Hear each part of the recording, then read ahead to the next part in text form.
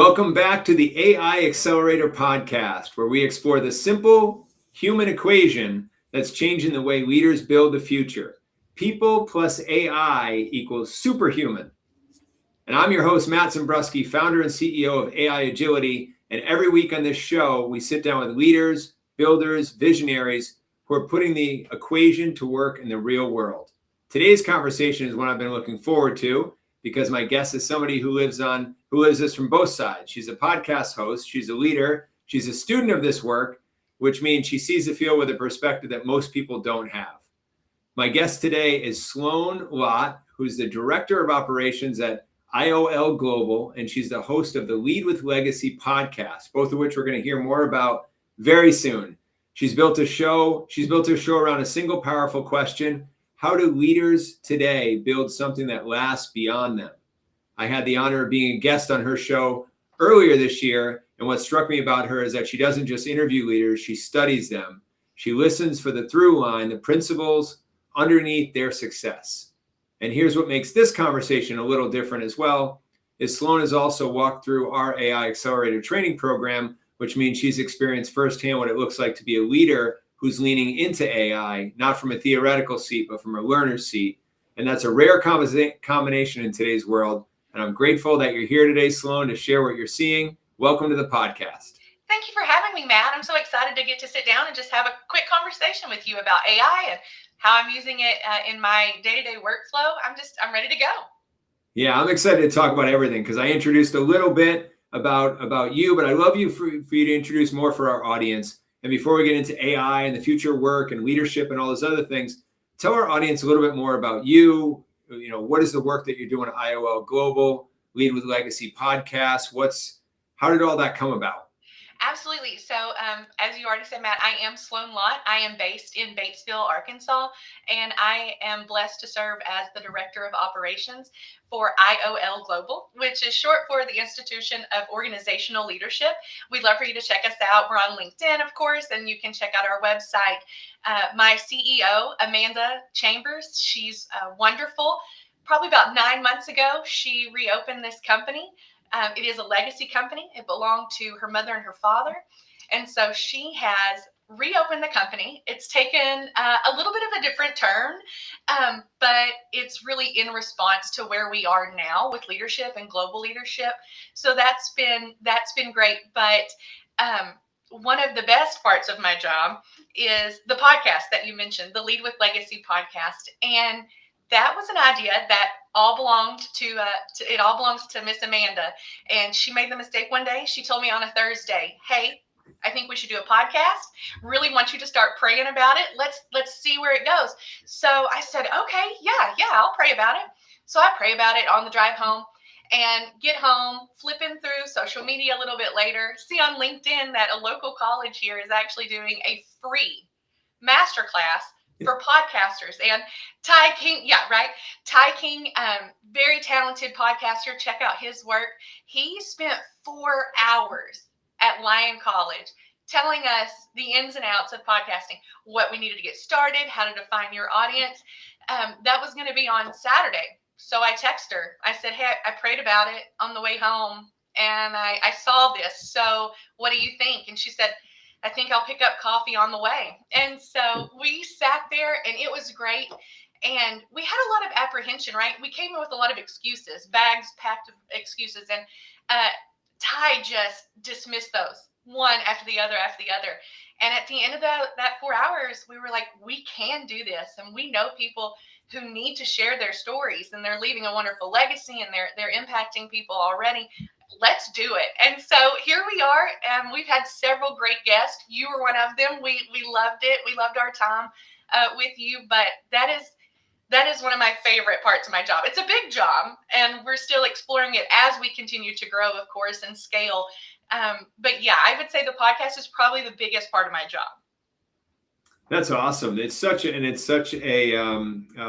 powerful way to step into a company, right? A company that's truly a legacy company with one of your good friends, and now you're working together. And it's just it's a lot of responsibility there, right? When you're carrying on. And when you think about that word legacy, I know different people think different things about it. When a lot of people hear it, sometimes it's like what I leave behind when I'm done, right? But you're talking about lead with legacy. How do you define that for today's leaders? Like, what does it mean to lead with legacy? Right. So at the end, when you step away from your leadership position for whatever reason, if you're retiring, if it's coming to an end, you don't want to wonder, did I make a positive impact, right? You're going to go into this position every day, and you may not have a leadership title today. That's okay. That doesn't define your ability to lead. And so as you are going about your position, whatever the position is, you are going to seek to lead others through serving, right? And if you're meeting needs and you're serving, and that is how you are going to jump into that leadership role.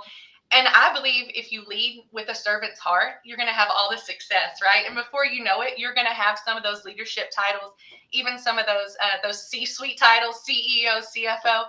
But really, your day to day, every day, even at the beginning of your leadership journey, you're focused on leaving a positive legacy, a wonderful impact that leads other people to success. That's a really, really good answer. I've done a lot of work in the corporate world with agile project management. I know you know a lot about project management as well too. And agile is all about servant leadership, right? Yes. Agile project, however people want to pronounce it. But servant leadership is so important because you're really like what you're talking about, leading with legacy. It's important to have full. I think servant leadership is about respecting everybody involved in the company. It's not just the leaders. But the leaders, if they really respect and serve all the people doing the work in the organization, everybody doing the work, everybody who's employed there, there's so much value that can come from that because you're really unlocking the human potential that's in your organization. And I know that's important to you. Let's talk about the AI side of it now. So you've worked with dozens of leaders on your show, talking about purpose and leading with legacy and people, and the long view and all these different aspects of leadership, which are so important. What are you hearing, if anything, from these leaders about AI right now? Is anybody saying that they're hopeful, they're nervous, they're just like, well, it's not here yet for me because I'm just running my own show? Like, where are they at? Yeah, absolutely. So definitely some hopeful. A lot of they're a little hesitant, right? Because they don't know how to introduce this concept to their employees, to their stakeholders, and really, where do I begin? So I am seeing a lot of the brakes on, it's not here yet, it's not here. I did learn so much, though, about that in the course that I got to take with you that you taught. It is here. And if you don't start using it and learning it, you're going to be behind. And some of those statistics that you provided us, and as soon as the year 2027, you're going to be left in the dust. And it is here. You have to use it. And you have to use it carefully, right? So one of the things that it is very able and very capable, right? But we do have to think of the human side of it. This is not replacing humans. So how can we work together with AI, using AI as a tool to become superpower, to become the superhumans that you say, right? So that is it. And just, I really want to see leaders grow in confidence with AI. I am still learning. I increase my knowledge about it a little bit every day. But I can honestly tell you, if I was not as comfortable as I am, and like I said, still have a lot to learn, still taking courses from guys like you and learning every day, even just experimenting with it, right? Spending half an hour to an hour seeing what it'll do. I couldn't get as much done as I do. I could not do it. What would take 2 hours, if I use quick and I'm starting to brainstorm with Claude, it's great. And I can get a lot more accomplished in a day. And so then I can really kind of lean back and enjoy these conversations with people, right? So using the AI as a tool to better my communication skills and create deeper relationships with the leaders around me.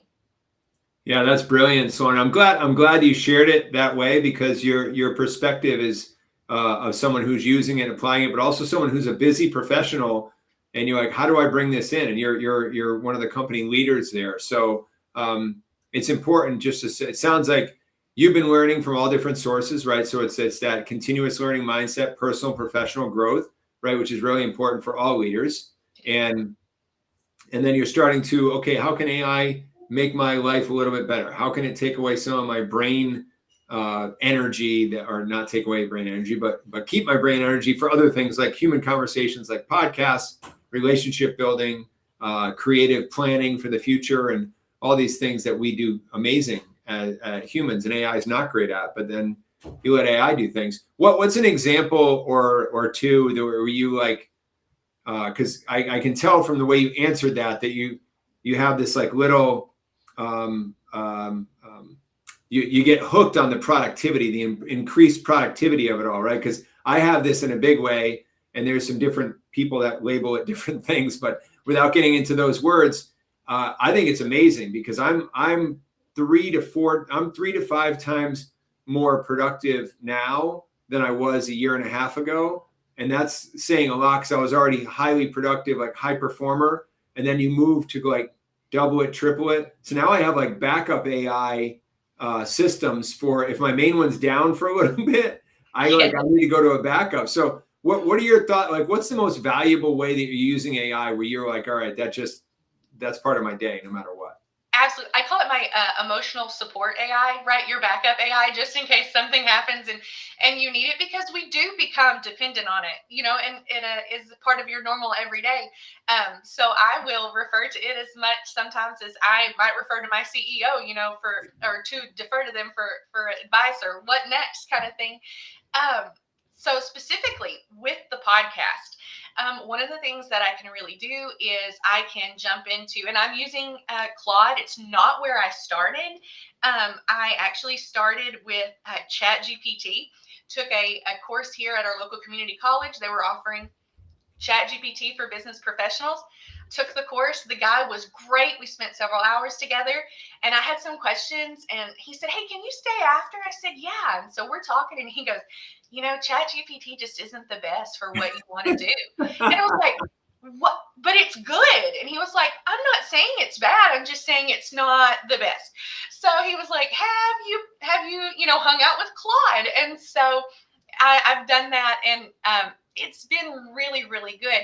But the way I use it in the podcast for sure is I have some things that I have automated, right? So when we make different thumbnails for different purposes, right? So we're going to have one that we're going to use on the YouTube channel if we have a newest episode, but it's not going to be the same size that I'm going to use for our RSS feed that goes out to things like Spotify and Amazon and all of those. That's different, but I can do the work once and it can replicate it, right?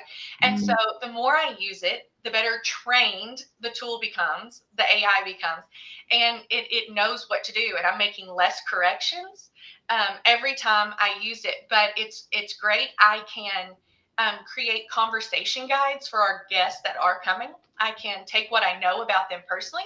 I can look at their LinkedIn. I can look at their company website. And I can say, "Hey, let's do a conversation guide for this guest." And it'll give me some really high quality questions that all I need to do at that point really is just finesse.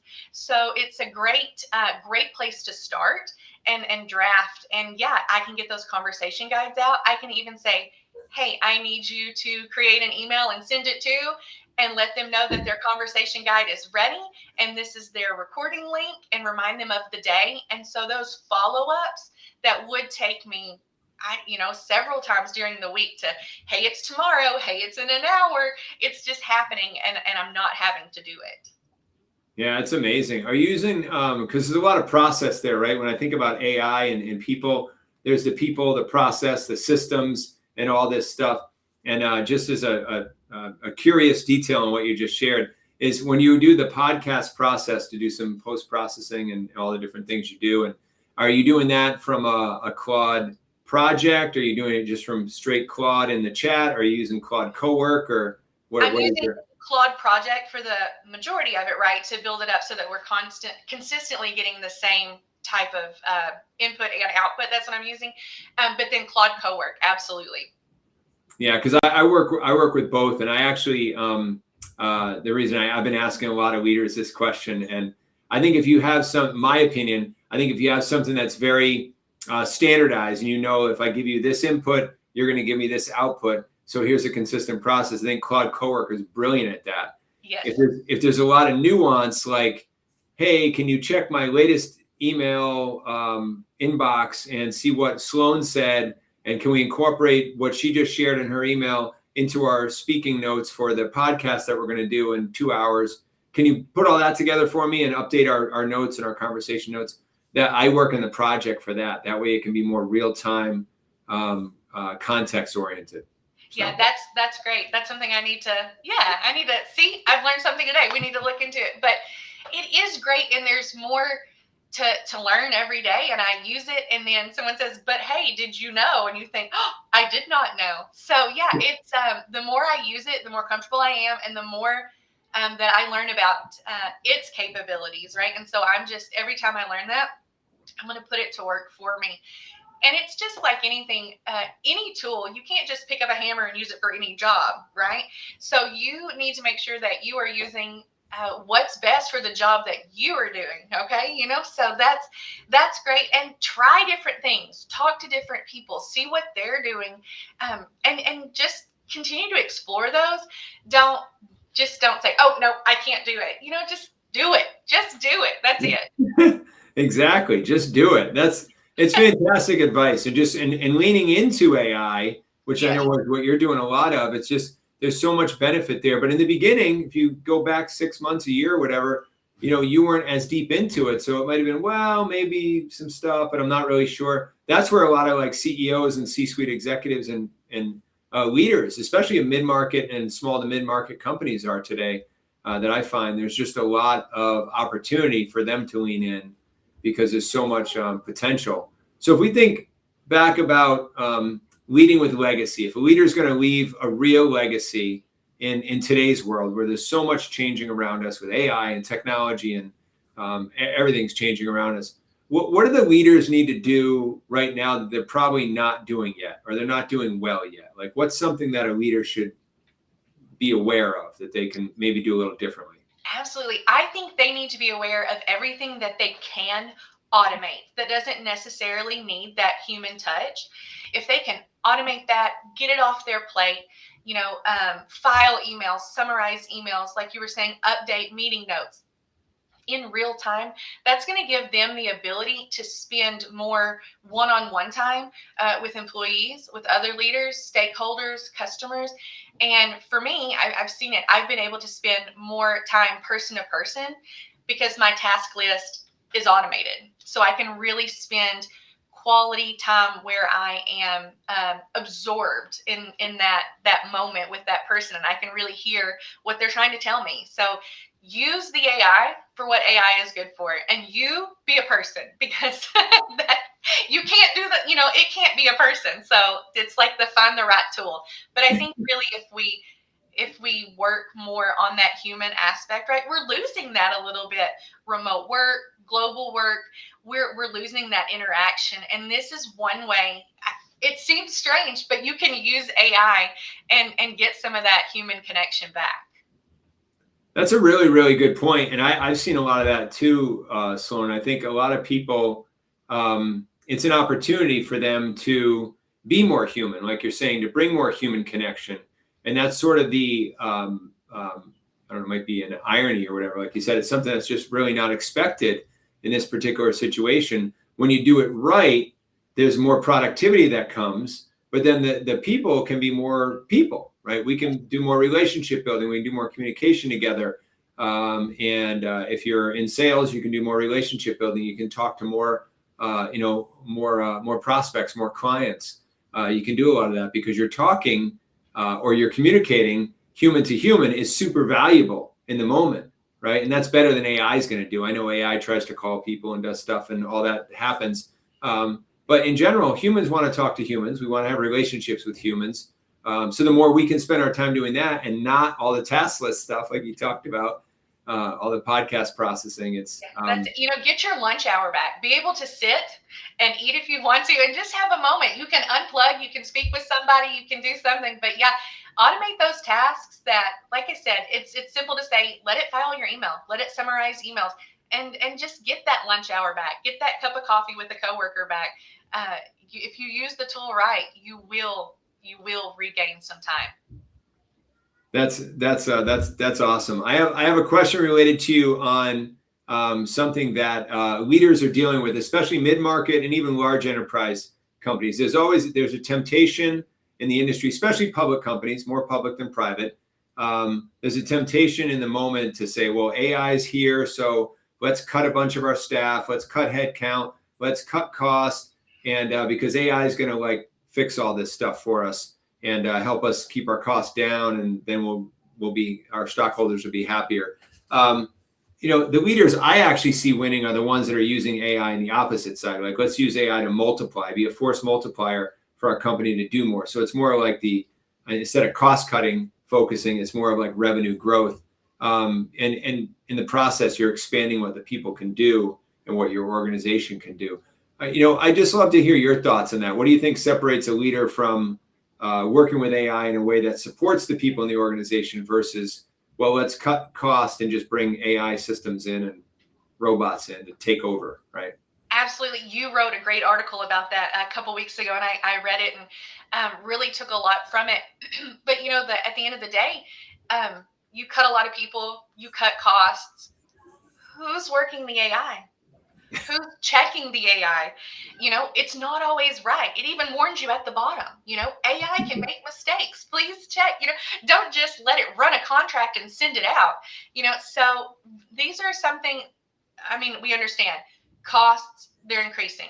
It is expensive to keep people employed. It is expensive to make things, produce things, manage things. We get that. But your people, that's what's going to use the AI and let that AI just increase their productivity. You've got to use it together. I don't like seeing these massive layoffs where they're just going to depend on the AI. The AI is going to make it all better. They don't need this many people. They have the technology.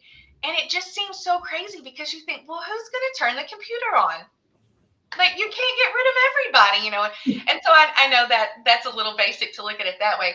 But yeah, I think that these large companies need to make sure that you keep your people, reassure your people. Are you training your people, offering professional development where they can use the AI smarter, faster, better, and everything is being your effects are being multiplied, right, positively. So those larger companies, I would just urge them to continue learning themselves. The leaders, we can't quit learning about AI. Reassure your people and make sure that they're getting that professional development as well. You need people. You need your people.